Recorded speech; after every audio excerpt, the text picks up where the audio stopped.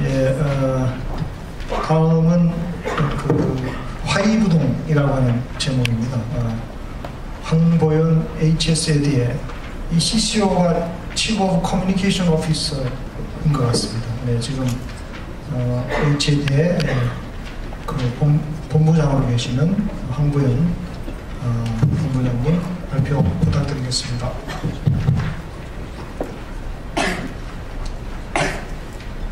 네, 안녕하십니까. HSAD라고 하는 광고회사, LG에드로 알려져 있죠. 그 LG에드에 있습니다. 저는 25년간 광고 창작, 상업 창작이지만 스토리보드를 만들고 뭐 인쇄 광고를 만들고 나름 창작 쪽에 일만 했습니다. 하다 보니까 제 직책이 CCO입니다. Chief Creative Officer라고 해서 제가 얼마 전에 SBS 무슨 포럼에서 발표를 했는데 이걸 한국말로 바꿔주셨더라고요. 최고 창의력 책임자. 한 번도 한국말로 바꿀 생각을 못했는데 최고 창의력 책임자 뭔가 있어 보이더라고요. 왜냐하면 크리에이티브를 광고회사에서는 제작물 정도의 작은 손에 잡히는 걸로 해석을 하는데 창의력이라고 해석을 해주시니까 되게 기분이 좋더라고요. 요즘 뭐 이게 시대의 화두입니다. 일반 기업의 창의성과 광고회사의 창의성은 다른 것 같아요. 일반 기업의 창의성은 아까 뭐 삼성전자, LG전자 말씀해 주셨지만 창의성이 필요한 이유가 남들이 생각지 못하던 핸드폰을 만들기 위해서 필요하다면 광고회사는 창의성 그 자체가 돈벌이가 되는 거죠. 우리한테. 그 자체가 우리는 그거밖에 없습니다. 잘 만들어진 TV 스토리보드 한 개, 잘 쓰여진 카피 한 줄이 몇백억짜리 비즈니스를 왔다 갔다 하게 하는 그 자체가 다죠. 그 이상이 없습니다. 결국 광고회사는 아이디어 자체가 제품인 회사인 거죠. 그래서 광고회사는 광고를 만드는 회사라기보다는 아이디어를 만드는 회사라고 생각을 합니다. 그래서 20몇 년간 말씀드린 것처럼 이제 광고만 하다가 회사 전체의 어떤 창의력을 책임지는 자리에 올라오다 보니까 이런 생각이 들더라고요. 그 크리에이티브가 도대체 무엇일까? 어떤 조직이, 어떤 공간이, 어떤 리더가 크리에이티브를 잘 만들게 될까? 그리고 이제 제가 크리에이티브에 대해서 계속 혼자서 나름대로 뭐 인터넷도 찾고 책도 보면서 보다 보니까 크리에이티브와 융합이 무슨 관계가 있을까? 이제 이런 거를 제가 어떻게 해서 결론에 다다르게 되나를 이제 제 머릿속의 흐름을 말씀드리겠습니다. 여기 안에 보면 약간 뇌과학 얘기도 있고 그런데 교수님 안 가고 계시죠? 아직? 네. 아까 제가 긴장이 돼가지고 제가 이렇게 어서 그냥 주워 들은 얘기들 몇 가지 이렇게 조합해가지고 저의 생각을 왜 제가 크리에이티브와 융합의 관계를 이렇게 생각하게 됐나 제 의식의 흐름대로 말씀을 드리겠습니다. 우리가 흔히 이런 말 쓰죠. 나 좋은 아이디어가 하나 있는데 야 좋은 아이디어 하나 짜봐. 이 말에 굉장히 오해 소지가 있다고 생각합니다. 이 말은 마치 좋은 아이디어가 하나의 손에 잡힌 어떤 생각의 덩어리처럼 머릿속에 툭 생긴다고 그런 생각을 갖기가 쉬운데요. 네, 나왔습니다. 교수님 뇌 사진입니다. 네, 인간의 뇌 속에는 뉴런이라고 하는 그 어떤 가장 작은 그 뇌의 생각을 관장하는 신경 단위가 있다고 합니다. 그게 보통 뭐 1000억 개에서 수천억 개 정도 있다고 하고요. 1000억이라는 숫자가 얼마나 큰 숫자인지는 여러분 상상하지도 못할 큰 숫자일 겁니다. 근데 그 하나의 뉴런에서 또다시 수천 개에서 수만 개 정도의 시냅스, 뉴런과 뉴런을 연결하는 그 조직이 나온다고, 그 연결망이 나온다고 합니다. 이렇게 해서 결국은 뇌 하나의 연결망이 현재 지구상에 있는 인터넷 전체 망보다도 복잡하다고 하고요. 인간 뇌 하나의 용량이 현재 가정에서 쓰는 보통 컴퓨터 한 5억 대 정도의 그 용량을 가진다고 하더라고요. 그래서 이러한 어떤 뇌가 이런 식으로 뇌의 어떤 그 연결망이 서로 동조하고 발화하고 이런 식으로 움직이게 됩니다. 이게 새끼손가락보다도 작은 어떤 제브라피쉬라고 하는 생선의 뇌 활동 이미지더라고요. 그런데 제가 말씀드리고 싶은 건 아이디어가 떠오르는 순간, 창의력이 발휘되는 순간 뇌 속에 어떤 일이 벌어지나에 대해서 그 책을 읽어봤는데 제가 뇌에 대해서 전혀 모를 때는 물론 이 뉴런이라고 하는 하나의 덩어리가 하나의 의미 단위는 아니겠지만 그냥 제 무식한 생각에 새로운 아이디어가 떠오른다라고 하는 것은 새로운 의미 단위가 하나 머릿속에 툭 하고 떨어진다고 생각을 했습니다. 근데 그게 아니더라고요. 기존에 있던 뉴런과 뉴런 사이에 연결되는 시냅스 중에 한 번도 연결되지 않았던 시냅스 조직이 연결이 될 때 그 순간이 새로운 생각이 탄생하는 순간이라고 제가 책에서 읽었습니다. 결국 새로운 생각이 생기는 것이 아니고 있던 생각들 사이에 새로운 연결이 생기는 그 순간이 아이디어가 창의가 생기는 순간입니다. 결국 태양 아래 새로운 것은 없고 크리에이티브라는 것은 결국 연결이고 퓨전이고 장기기억의 조합이고 네트워크고 융합이 아닐까 이런 생각을 했습니다. 이제 저도 회사 직원들한테 모아놓고 창의성에 대해서 좀 얘기를 해야 되니까 좀 더 공부를 해봤습니다. 그랬더니 중요한 법칙이 두 가지가 있더라고요. 티핑 포인트의 법칙과 핫스팟의 법칙. 이 두 가지 정도가 제가 우리 회사 사람들끼리 모여서 아이디어를 같이 짤 때 이 두 가지 정도가 제가 생각하는 가장 중요한 포인트라고 생각합니다. 첫 번째 티핑 포인트의 법칙입니다. 티핑 포인트의 법칙은 예를 들어서 99.9도씨까지는 아무리 열을 가해도 물 상태였다가 이게 100도씨가 되는 순간 그 성상 자체가 변해서 증기로 변하듯이 물이 증기가 변하듯이 0도에서 99.9도까지는 아무리 열을 가해도 물이지만 어느 한순간 양의 변화가 극적인 질의 변화를 일으키는 순간입니다. 이러한 질적인 변화가 그 아이디어를 융합하는 그 순간에 생기기 때문에 결국은 아이디어가 불연속적으로 보이는 것이고 전에 한 번도 못 봤던 아이디어처럼 보이는 것이고 슈페터가 말한 창조적 파괴도 물론 그 경영학 용어지만 이걸 아이디어 측면에서 보면 이렇게 해석할 수가 있다고 생각을 합니다. 그리고 아인슈타인이 말한 이 말도 저는 상당히 저한테 인사이트풀하다고 생각을 합니다. 논리는 나를 A로부터 Z까지 데려다 주지만 상상력은 나를 아무데로나 데려다 줍니다. 즉 단절이 되는 거죠. 여기서 출발한 생각이 왜 저기가 있지라는 게 보이진 않는 거죠. 이러한 질적인 변화를 겪기 때문에 그걸 좀 아주 쉽게 설명을 하면 여러분 알케미라고 하는 모바일 게임입니다. 네 가지 원소를 가지고 계속 조합을 해나가서 전혀 새로운 원소를 만드는 게임입니다. 예를 들어서 공기와 불이 합쳐지면 이렇게 한꺼번에 여러 페이지가 에너지가 되고요. 얼스와 워터가 합쳐지면 제가 여기 가서 손으로 누르겠습니다. 이렇게 스왑프가 되죠. 이렇게 쭉 그 원소들이 결합을 해나가면 이렇게 계속 결합을 해나갑니다. 그런데 예를 들어서 사람하고 원업이 합쳐지면 뭐가 될까요? 이 게임에서 아까 답이 나와버렸는데 마리오가 되는 거죠. 젊은 분들은 이해하실 겁니다. 근데 이 마리오와 이 네 가지 원소 사이가 분명히 논리적으로 하나하나 연결이 돼가지만 이 가운데 뚝 띄고 보면 이 원소와 마리오 사이의 연관성은 보이지가 않는 거죠. 이런 식으로 극적인 질적인 변화를 거치는 그 법칙을 창의성에서 티핑 포인트의 법칙이라고 합니다. 하더라고요. 그 다음은 핫스팟의 법칙입니다. 핫스팟의 용어 정리는 그냥 넘어가겠습니다. 핫스팟의 법칙에서 창의성에 어떤 그 영감을 주는 문장은 이겁니다. 창의성의 정도는 결합하려고 하는, 융합하려고 하는 그 사물들 간의 연관성과 거리에 비례한다고 합니다. 어떻게 보면 당연한 얘기죠. 연관성이 높을수록 창의성이 가치가 있는 것인데 여기서 중요한 건 거리에 비례한다는 얘기입니다. 멀면 멀수록 그게 창의적이고 더 새로운 아이디어로 보인다는 거죠. 즉 어떤 예를 들 수 있을까요?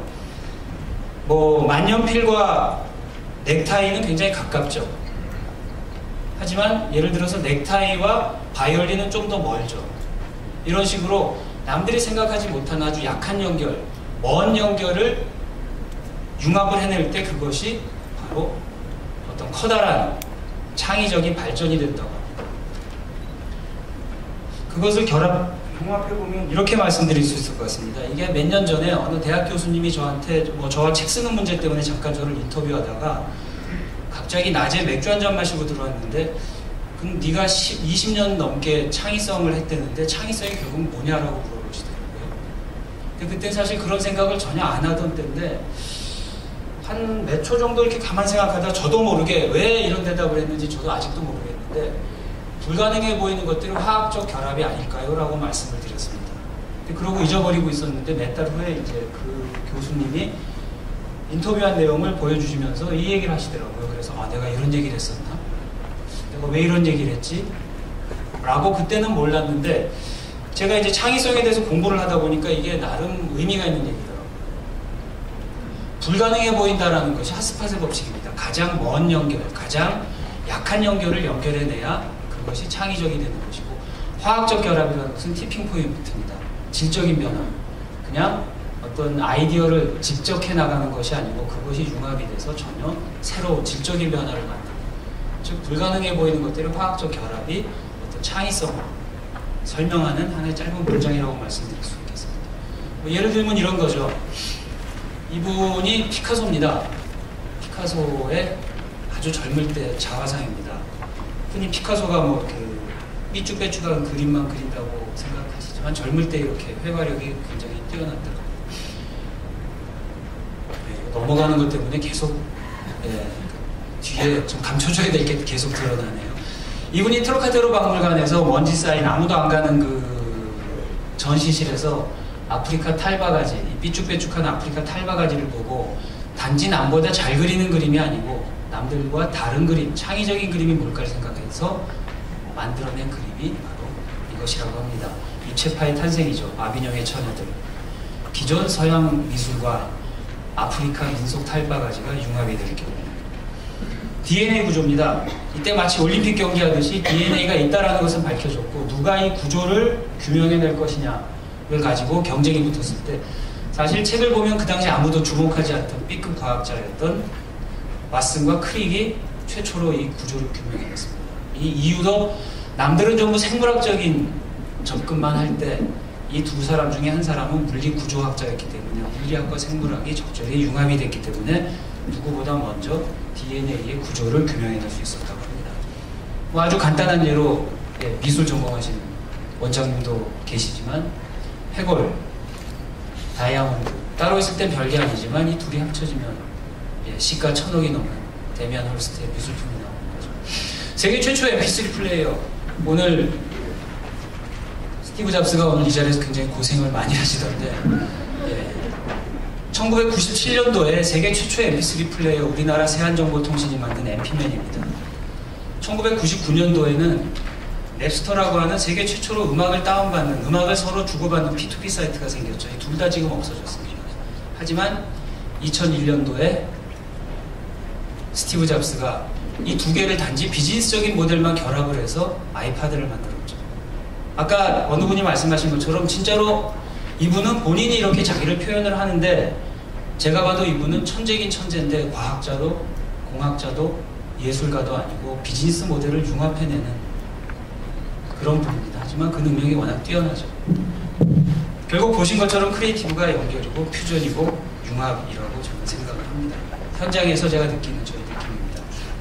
그런데 이게 지금 데이터 흐름의 지도입니다. 2000년도 중반까지도 별로 움직임이 없던 이 데이터 흐름이 페타바이트를 넘어서서 이제 2012년도 이때 정말 말 그대로 기하급수적으로 데이터의 양이, 즉 이 세상에 흘러다니는 정보의 양이 폭발을 하는 거죠. 르네상스 시대 이 사람 혼자서 모든 것을 다 융합할 수 있었을 겁니다. 정보의 양이 작기 때문에. 하지만 지금은 그게 안 되는 거죠. 지식이 과다하고 시간도 부족합니다. MP3 플레이어 스마트폰 하나 만드는데 3년만 시간 주시면 좋은 걸 만들겠습니다 하면 그 회사 망하는 거죠. 누가 단기간에 그걸 할 수 있느냐. 또 효율성의 문제. 어떻게 효율적으로 그거를 한 사람의 문제가 아니고 여럿이서 할 수 있느냐. 또한 지속 가능성의 문제. 한 사람의 천재가 뭐 10만 명을 먹여 살린다는 얘기가 있었는데, 그럼 천재 한 명이 안 나타나면 10만 명이 굶어야 된다는 얘기일 수는 없지 않습니까? 지속 가능성, 안전을 담보해야 되죠. 우리 위중한 삶을 위해서는 한 사람의 천재에 의존할 수는 없는 거죠. 그래서 아이디어, 융합은 뇌세포, 한 사람의 뇌세포에서만이 아니고 사람과 사람 사이에서도 일어나야 하고 일어나야 된다고 생각을 합니다. 케빈 덤바라는 사람이 아이디어 형성 지도를 심리학자가 만들었는데 이런 실험을 했답니다. 생물학 실험실에 그 1984에 나오는 빅브라더처럼 온갖 구석에다 카메라를 설치해서 어느 순간에 아이디어가 나오는지 살펴봤다. 우리 생각에는 마치 현미경을 쳐다볼 때 또는 시험관에 뭐 새로운 액체가 더해질 때 새로운 발명이 나올 것 같지만, 이분의 조사에 의하면은 새로운 발명이나 새로운 발견은 아주 인포멀한 자리에서 자신들의 성공담이나 실패담을 주고받을 때 또는 커피를 마시는 휴게실에서 이런 자리에서 아이디어가 나온다고 합니다. 즉 자기가 갖고 있던 생각과 남들이 가지고 있는 어떤 실패담, 성공담이 순간적으로 결합될 때 자기도 미처 깨닫지 못했던 어떤 클루를 얻는다는 거죠. 또한 BMW 프로젝트 하우스입니다. BMW가 자동차 신차 생산 기간을 줄이기 위해서 뭐 많은 것을 했겠죠. 연구원들을 흩어놓아 보기도 하고 하나의 빌딩에 수직 빌딩에 모아놓기도 하고 하지만 모두 실패하다가 이 빌딩 하나를 만들고 비약적으로 신차 개발 기간을 줄였다고 합니다.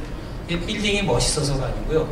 그럼 보시는 것처럼 밖에 그 연구실들이 있고 가운데 또 하나의 연구실이 있는데 이 밖의 연구실들은 자동차 어떤 디자인, 소비자 조사, 풍동 연구실 같은 모든 연구실이 있는데 저기서 새로운 지식이 생산되고 흘러갑니다. 하지만 제일 중요한 건 이 가운데가 프로젝트 하우스인데요. 이 가운데로 그 모든 지식들이 모여서 한 방에서 하나의 공간에 그 모든 지식들이 융합될 수 있도록 만든 이 건물 구조 때문에 BMW가 신차 개발 기간을 획기적으로 줄일 수 있었다고 합니다.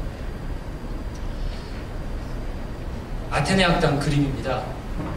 라파엘로가 그린 그림인데요. 여기 안에 보면은 왜 아테네가 서양 문명을 창조할 수 있었는지 어떤 힌트가 되는 재밌는 그림들이 있습니다. 가운데 굉장히 강한 핫스팟이 있죠. 여기 보면은 플라톤하고 아리스토텔레스를 중심으로 해서 굉장히 강한 전체를 어떻게 보면 끌고 가는 핫스팟이 있고요. 또한 뭐 혼자서 아이디어를 내는 사람도 있겠죠. 혼자서 자기 혼자 생각에 몰두한 사람들이 있고 또 각각의 이 사람들이 실제로 학파라고 합니다. 굉장히 강한 연결로 내부로 연결되는 학파들이 있습니다. 근데 여기서 제일 재밌는 거는 저한테 바로 이 사람들입니다. 그 학파 속에서 다른 사람들은 무엇을 하나를 쳐다보는 약한 연결, 자기 내부에서만 연결이 되는 것이 아니고 외부를 향한 이런 약한 연결, 이런 노드들이 있었기 때문에 이 전체, 이 아테네 학당 전체가 새로운 아이디어로 들끓고 서양 아이디어, 서양의 어떤 문명이 여기서 창조될 수 있지 않았나 생각합니다. 저희 회사 모습입니다. 저희도 그래서 이제 프로젝트 XT라는 팀을 만들었습니다. X는 크로스고 T는 띵킹입니다. 그래서 어떤 이종 교합을 하는 팀을 만들어서 저희도 뭐 아이디어를 꽤 많이 만들고 있습니다. 근데 저는 굉장히 곤란하게 하는 질문이 있습니다. 이게 누구의 아이디어냐 이런 말을 많이 묻죠. 특히 회사의 높은 분들이 이런 말을 묻습니다. 새로운 아이디어가 나오면 이거 누구 아이디어냐? 사실 그런 걸 묻는 사람들은 아이디어의 핵심을 모르는 사람이라고 생각합니다. 왜냐하면 여러분 광고회사는 아까 저런 아이디어 회의를 하루에도 정말 10번, 15번씩 하는데요. 밤새 가면서. 아이디어 회의를 해보면 되게 재밌는 게 아이디어에 꺼리를 던지는 사람이 있습니다. 아까 이인화 교수님 말씀하신 것처럼 아주 가장 기본이 되는 그런 꺼리들, 그걸 던지는 사람이 있는데 또 하나 재밌는 거는 첫날 회의 땐 조용히 있다가 둘째 날 회의 때 갑자기 와서 본 듯한 거를 갖고 와서 그걸 조합해내는 사람이 있습니다. 근데 처음에는 조합해내는 사람을 되게 비난을 하죠, 사람들이. 하지만 그걸 팀장 입장에서는 조금 이제 저도 뭐 이제 임원이 돼서 보면은 사실 그 사람이 굉장히 소중합니다. 구슬이 서말이라도 꿰야 보겠죠. 구슬이 없으면 꿰일 소재도 없지만 구슬 상태로는 보물이 아닌 거죠. 그래서 둘 다 소중한데 보면은 이거 하나는 확실한 것 같습니다. 아이디어 회의를 해보면 보통 하수는 혼자 아이디어를 냅니다. 근데 고수들은 자기 아이디어를 빌려주고 남의 아이디어도 빌려받고 그래서 어느 순간 분명히 어서 본 듯한데 저작권은 불분명하고 그렇지만 뭔가 이것저것이 조합된 전혀 새로운 생각을 가지고 결국 내가 누군가의 핫스팟이 되어주고 누군가는 또 나의 핫스팟이 되어주고 그런 아이디어 공간. 저는 회사에서 사람들한테 그런 공간을 만들자, 그런 회의실을 만들자고 얘기합니다. 뭐 만들어본 말입니다. 브레인 리퍼블릭이 될 수도 있고 아이디어의 민주주의, 창의성의 공동체주의 또는 소셜 아이디에이션이라고 할 수도 있겠죠. 결국 이렇게 생각합니다. 분석과 추론에 기반을 해서 연관 지식을 그냥 쌓아나가는 것, 축적해 나가는 것, 위키피디아류의 어떤 아이디어의 결합이라고 한다면 직관과 통찰에 기반을 해서 이종 지식들을 퓨전을 해내는 것, 이것이 융합이라고 생각합니다. 그리고 이것이 아이디어 발상에 저희가 현장에서 느낄 때는 이것이 아이디어 발상의 가장 중요한 포인트가 아닌가 생각을 합니다. 그래서 지식이 카피라이트라는 이름으로 도서관에만 머물 것이 아니고 이제 광장으로 교차로 가야 된다고 생각을 합니다. 근데 지식이 가야 되죠. 빈머리는 아무 소용이 없고요. 아니고요.